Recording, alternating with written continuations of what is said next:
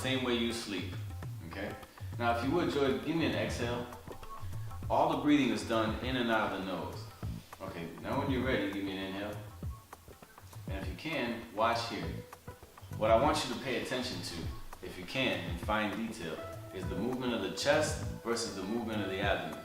Now, we're gonna make it a little interesting. We brought drinks.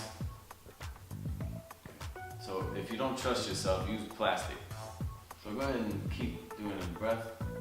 And you see how much the cup moves here on the abdomen, right? That's good. Exhale. I'm gonna put the cup here on the chest. Go ahead and inhale.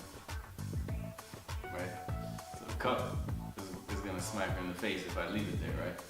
Let's leave it here right on the diaphragm as much as we can. Go ahead.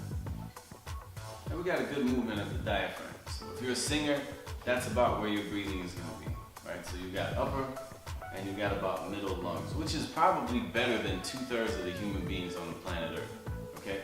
Now, when you're doing on the ground breathing, this is how you get deeper breathing. If you would, bend your knees. So, when you do this, what happens to your back? It flattens. The back is flat. So the back doesn't have this lordotic curve. We have more space for the muscles to move. Let's do the same thing again. You see the difference?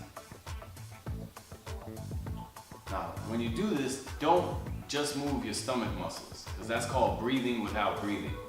Don't just puff your stomach up. Anybody can do that, right? But you see how much more movement we're getting with this glass. Let's go ahead and put this right here. Now it'll stay. At first I couldn't balance on the diaphragm.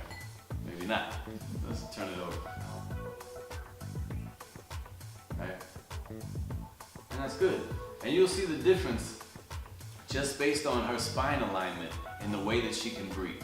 Now before we stand up and do it, I want you to practice this. Traditionally, if you're doing Chinese Qigong or you're doing Chinese Kung Fu, this is your first technique.